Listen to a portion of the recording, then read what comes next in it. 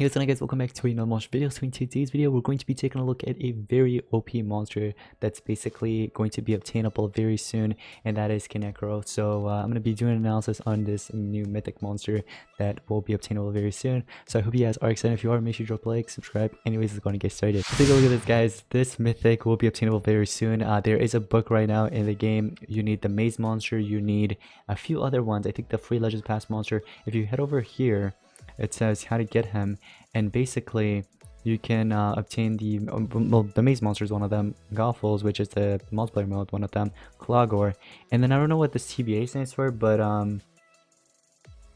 apparently there's Tails, Bounty Hunt, and Marathon. I don't know if it's really gonna be a marathon, to be honest, so I'm not sure. But anyways, let's go back to this so we can do the analysis.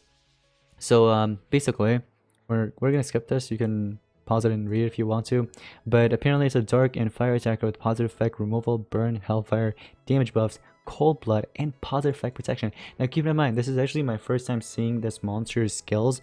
I've seen the traits already, but the skills on the other hand, I haven't seen it yet, so we're gonna take a look at it in just a second. But let's take a look at the traits first of all. So we have dodge area, trait, permanent.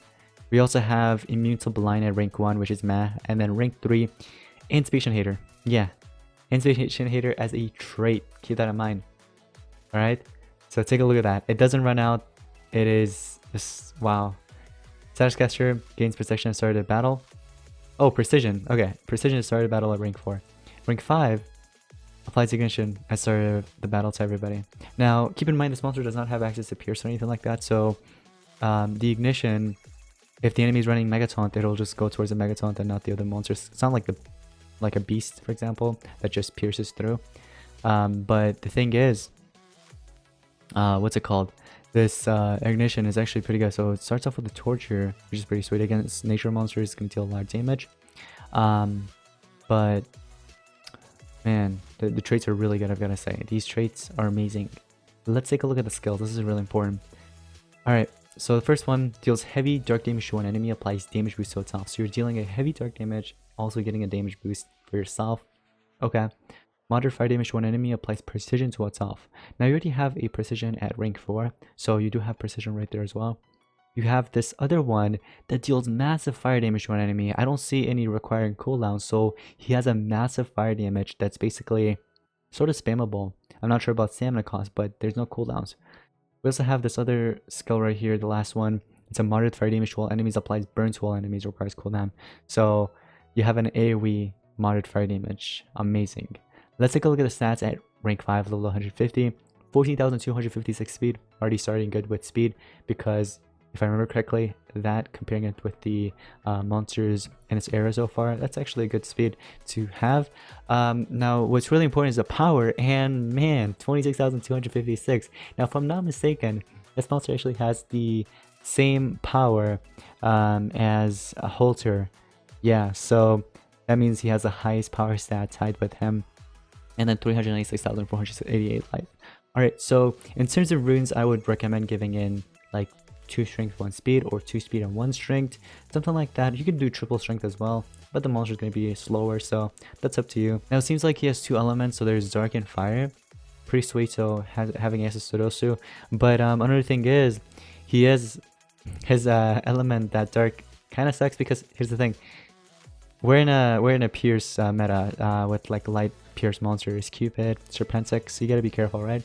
But let's take a look at the relics here. This is really important too. Sword and mask. Oh, amazing. All right, so for mask, you guys know you probably go with like Tetsuman's mask or the Torvox's mask that comes with the torture. With sword, you can never go wrong, right? Laser beam sword, cane sword, wingsuit sword. There's so many that you can go with. My personal favorite would probably be like a virus sword, and it is craftable. It's an exclusive book. That's awesome, because exclusive book is pretty bad. Besides like having 4 lives was pretty good, but I don't know, that book was, you know, lacking a lot, so I'm glad he's in there. Let's take a look at the basic attacks. Moderate dark damage to one enemy. It is a 0 cooldown, 0 stamina cost, so it's spammable, literally. Moderate fire damage to one enemy, applies burn to one enemy. So it's basically this, but it comes with a torture. Now this is 0 cooldowns, but it is a 20 stamina cost, and different elements obviously.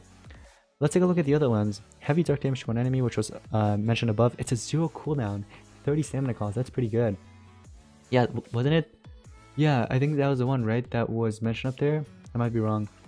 Um, but alright, so that's good. We also have a Hellfire skill, or Hellfire effect skill. It's a 1-turn cooldown and 45 stamina cost. This one we already saw on top, but apparently it's a 50 damage. Whoa. So it's 50 damage you're going to be hitting pretty heavily, and you're getting damage boost for next turn. Deals moderate fire damage to one enemy, applies precision to itself. That is a 40 damage, 36 stamina cost. So for the most part, the stamina costs are pretty good. Except this one. This one's 50 stamina cost, but it is a 65 damage, and that is his most powerful skill, it seems like. I think, yeah, it's kind of messed up right here, like the way they did this, but I'm sure it's referring to this. So yeah, the massive fire damage, apparently it's a 65 damage output, 0 cooldown, but you need 20, or sorry, you need 50 stamina cost basically. You have a burn to all enemies, obviously that one we already saw. Whoa, look at this one. Wait, how come this wasn't insane fire damage to one enemy requires cooldown? I don't see that in here. Why wouldn't you put that up there? I don't understand. You kidding me? 75 damage, 1-turn cooldown, stamina cost is 0. It is fire element, so those nature monsters, oh man, it's over for you. Any nature monsters that can't stand against this. Dang, so that means Posidonia, right? For those that still use it, it's gonna get 1 tap, can't come back either. I don't think anybody really uses the banana monster, but if anybody does, it's over. Slumster, over. Their days are gonna be over, basically.